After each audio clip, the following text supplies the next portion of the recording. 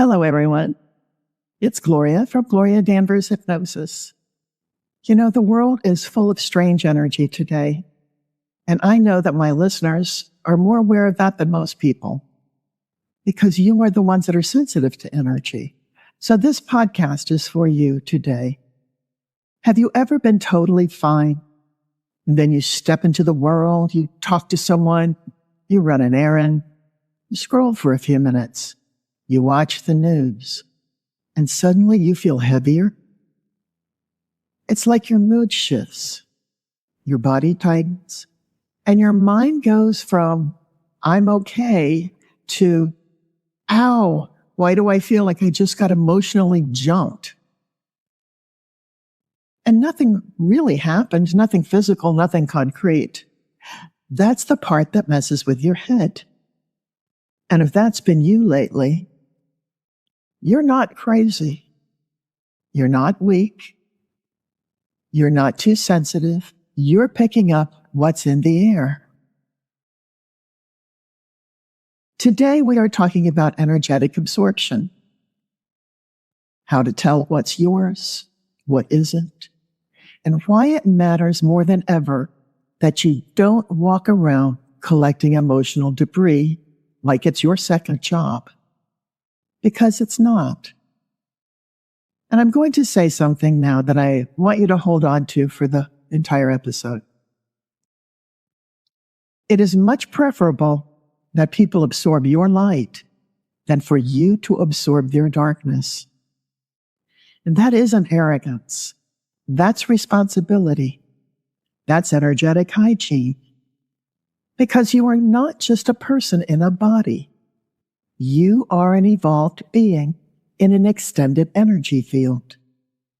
And whether you want to call that field energy or vibration or frequency, maybe nervous system resonance, it doesn't matter what you call it. You know it's real because you feel it. So let's start with the grim reality. The world is loud right now, and your body knows it. The energy out there is intense, it's unsettling, and even if you avoid the headlines, you can feel it in people. You can feel it in your friends and your neighbors, everyone that you come in contact with. It's impatience, fear, grief, anger. This underlying nervous electricity, like the whole collective, is just a little bit fried. And you're not wrong. We are living in an unpredictable and scary time. And sensitive people, and you know who you are, empaths, intuitive types, helpers, healers, we don't just notice it, we interface with it. And so I want to be very clear. Being sensitive is not the problem. The problem is being open with no filter. Because then you don't just walk through the world. You walk through the world like a sponge with legs. And it's exhausting. So the question is not, how do I become less empathic? The question is, how do I stay empathic without becoming the emotional dumpster for everyone else? We don't just live in physical rooms, you and I. We live in energetic rooms as well. And those rooms are made of thought, emotion, attention, frequency. And so when the collective is stressed, when it's reactive, when it's grieving, angry, and scared, there is an emotional weather system happening. And you can feel it. Even if you didn't watch anything, even if you didn't listen to anything, you can feel it in the grocery store line. You can feel it driving. You can feel it in the way that people are looking at their phones like they're waiting for something to happen. And sensitive people are like human barometers. They feel the pressure change before anyone says a word. Now that can be a gift, because it makes them perceptive, caring, and aware. But you personally, you empathetic, wonderful person, if you don't have a filter, then you start mistaking this room made of energy for your life. You start mistaking collective intensity for personal emergency. So you end up on edge and you think, what is wrong with me? Nothing is wrong with you. You're just walking around with your energetic front door wide open, and everything out there is just drifting in, and it's completely unfiltered. Someone once told me something that I never forgot, and I thought it made a lot of sense. They said, your energy is like a wedding veil. It's beautiful, it's sensitive, and it's quietly sweeping at the debris wherever you go and from whatever it touches. And I remember thinking, oh yeah, I can really see that. Because in fact, some of us don't keep our energy neatly in our bodies. We are not stacks of sweaters. Our energy extends, it reaches, it touches. And if you're a helper, a healer, a caretaker, a peacemaker, your field tends to lead with openness. I mean, which is really beautiful until you realize that you've been dragging your sensitivity through these stressed out spaces like it's a mop. And then you go home heavy and you can't even name why. And it's not because you're weak. It's because nobody taught you how to lift your veil. Nobody taught you that empathy without a filter becomes emotional debt. And like all debts, they always come due. Now, why does this matter? Well, this is where we go a little bit deeper. This isn't just about you feeling better. This is about influence. Because you are an evolved being in an extended energy field, that means that you affect the atmosphere that you're in. If you walk into a room carrying fear, anger, and dread, if you're carrying resentment that isn't yours, you leak it. You're leaking it, and not because you're bad, but because energy moves. But if you walk into a room clear and grounded and regulated, well, you're leaking that too. And I want you to hear me here. The world does not need more people unconsciously carrying darkness. The world needs people who can stay soft-hearted and tender and consciously bring light. And I'm not talking about fake positivity, not denial, not spiritual bypassing. I'm talking about the kind of light that calms the nervous system, the kind of light that makes someone breathe easier without knowing why, the kind of light that changes the air. And you know these people. You might be one of these people. The ones you sit near and you feel better. The ones you listen to and you're uplifted. They're not necessarily doing anything. They are just regulated. They're clean. Their field isn't so full of other people's debris. And right now, that really matters. So yes, protect your peace, but also understand that when you stay clear, you become the antidote to what's happening around you. And once again, I'm going to say this because this really is the theme of the broadcast today. It is much preferable that people absorb your light than for you to absorb their darkness. And you're thinking, with everything that's going on and everything I'm picking up, how do I know if it's information or residue? How can I stop confusing guidance with dirt, with crime? Well, here's a distinction that you can make. There's energy that you perceive as information. And then there's energy that you pick up as residue of the things that you're experiencing, the things that you're reading, the things that you're hearing. Information feels clear. Even if it's intense, it has a clean edge. It's like, pay attention. It's neutral. It doesn't hijack you. Residue, on the other hand, feels messy.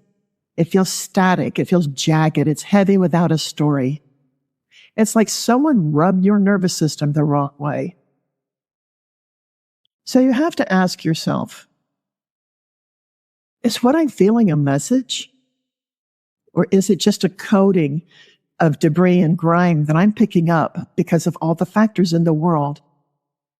Or is it just debris? Is it grime? Is it residue from all the things that I'm picking up in the world today? Because one is guidance and the other is emotional dirt. A lot of sensitive people will walk around coated with emotional dirt and assume that it's their personality, but it isn't. It's buildup. So where are we picking up these things? Well, there's 3 main doors. Door 1 would be your body. And your body is always the first to react. It will always tell you before anything is said or thought. Your chest is tight. Your jaw is clenched. Your stomach feels sick. Your shoulders are up. Your breath is shallow. That's not random. That's your body reading frequency. And you know what? Your body is not being dramatic. Your body is being honest. Now, is it always accurate? Not always. Trauma can make the alarm system extra sensitive. But your body is responding to something. It is not for no reason. Then we get to door number 2, and that's attention. Attention is a portal. Whatever you stare at, whatever you binge, doom scroll, obsess over, your field, your energy field plugs into that. And I don't think a lot of people are aware that doom scrolling isn't just keeping up. It's like holding hands with chaos for an hour and calling it research. Your nervous system doesn't care if it's just information. Your nervous system experiences it as close proximity. And then there's door 3, the old roles. And this one is huge. The caretaker, the manager, the peacekeeper, the people pleaser. The part of you that scans the room to make sure that everyone is okay. That role makes your energy extend outward. And when your energy extends outward, your veil trails. So if you learned early in life that reading moods kept you safe, your sensitivity might not just be spiritual. It might be survival training. And that means it can be retrained. And now we get to the veil effect. These are the symptoms, also known as how you picked something up. So here are some of the common tells. You were fine. Then being around people, you feel drained, exhausted, heavy, and fragmented, even if nothing happened. You scroll for 5 minutes and suddenly your chest is tight, your body feels heavy, your brain is whirling. Your thoughts get unusually negative or critical. Like, who even is this voice? Maybe some of the thoughts and feelings that you thought you had conquered rise to the surface, and you feel angry, and you don't know why. You get home and you can't settle. Your space feels off.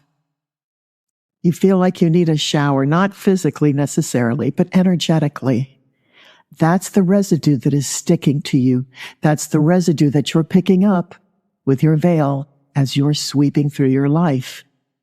And here's the part that we don't love, but we do need to say it out loud. If you don't clear it, you don't just suffer it. You spread it. Not on purpose. Not because you're bad, but because energy transfers. So the goal is not to become numb.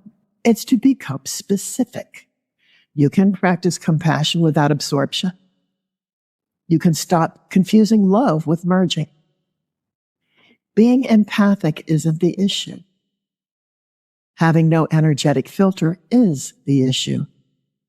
Empathy is a gift, but unfiltered empathy is a leak. And a lot of sensitive people confuse love with merging. But you can care without carrying. You can witness without absorbing. You can help without taking it into your nervous system. Because when you carry everyone, you become foggy and depleted. When you stay clear, you become a tonic. And here's a little truth for you.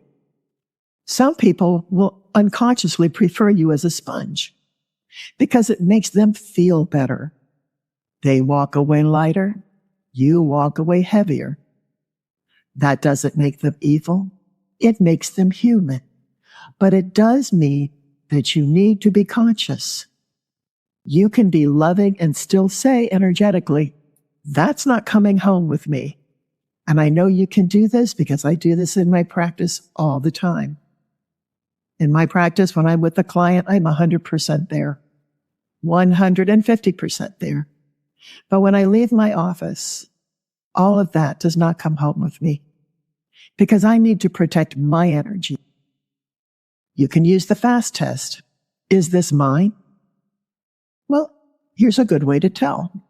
When it's yours, it tends to be specific. It has a storyline that connects to your life. When it's not yours, it's vague and heavy. There's dread with no reason, irritation with no target, lots of static. And here's the giveaway. If you clear it and it lives fast, it wasn't yours.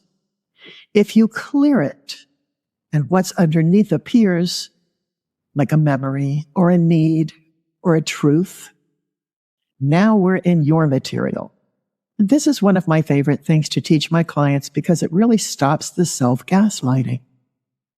Instead of, I'm broken, you say, oh, I'm coated with negative grime. I absorbed all that.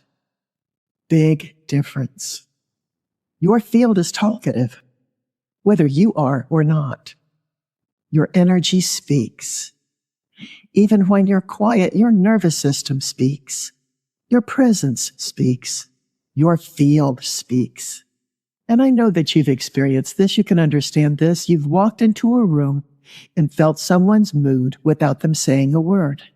That means that your field is picking up data. But it also means that other people's fields are picking up your data. So if you're clear, regulated, and grounded, you become a tuning fork. People around you start to match your steadiness. And if you're carrying fear and anger that isn't yours, you become a transmitter of that as well. And that's not pressure. That is power. Because it means you can walk into the world and change the air consciously. If you're empathic, you're already broadcasting. So consciously, you might as well broadcast something useful. This energy is also biology. It's like this. Your nervous system has one job. The job is, am I safe? And when you enter a charged environment where there are angry people, anxious people, chaotic media, your nervous system reads it like this. Something is happening. Prepare. That preparation looks like a tight jaw, tight shoulders, shallow breathing, racing thoughts, anxiety. So if you try to just think your way out of absorption, it's hard because absorption is not only mental, it is somatic. It lives in the body. That's why the quickest clearing isn't always a long meditation. Sometimes it's one good inhale, one good exhale, and then a boundary. It's a reset, and your body understands boundaries. I'm not going to give you a 14-step ceremony because This is real life and we're all busy. But here are some quick tools that you can use in under a minute. Tool A is asking the question. When your mood shifts, pause and ask, is this mine or did I pick it up? Just asking that creates the separation. There's tool B, the shoulder drop. A long inhale and the exhale. Inhale deeply. Exhale longer than you inhale. Drop your shoulders. Unclench your jaw. That's you telling your nervous system, this moment is not an emergency. Here's tool C. We call it the screen door filter. So you can picture your field like a screen door. Love can pass through it. Wisdom passes through. Truth passes through. But emotional debris stays outside. You can think about that and then say, I'm witnessing. I witness. I do not absorb. And tool D, the veil lift. Imagine your energy trailing behind you. Imagine yourself gently gathering it back and shaking it out. And that's it. If you want words, as you're shaking out that energy, you can say, I release what isn't mine to carry.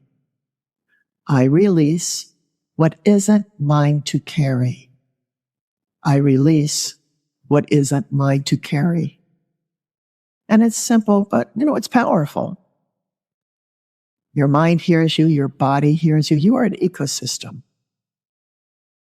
If you announce what you will and will not do, the entire ecosystem of your mind, body, and soul is listening. And now we can talk a little bit about the shadow piece. This is the part that nobody really wants to admit. A lot of sensitive people absorb because it gives them a sense of control.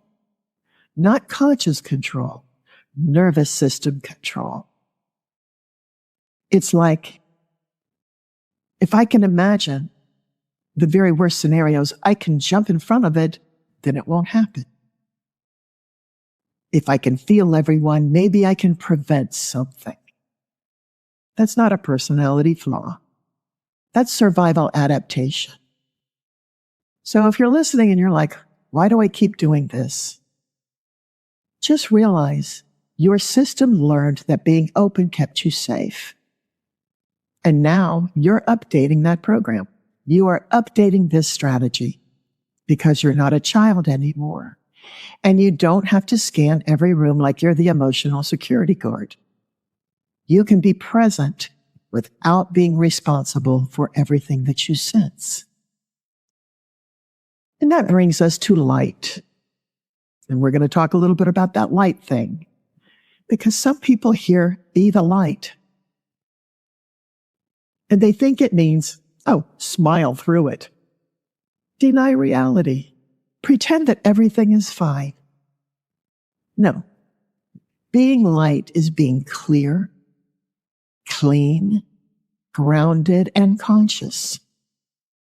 It's having a regulated nervous system in a chaotic moment. It's being able to witness fear and not become fear. It's being able to stand near anger and not absorb that anger like it's yours. It's being able to help without becoming contaminated. Now that kind of light is powerful, and it changes people. I want to give you something that makes this feel a little more real. A small exercise. For the next 7 days, anytime your mood shifts after exposure, people, crowds, news, scrolling, the media, pause and ask, is this mine or did I pick it up? If it's not yours, take one of your micro tools. A, B, C, just one. Long exhale, shoulder drop. Screen door. Veil lift and release. And before you enter a place, a store, a family gathering, a phone call, social media, reading the news, You can inhale, I'm in my energy. Exhale, everything else stays out there. Inhale, I'm in my energy. Exhale, everything else stays out there. Then, I witness. I do not absorb.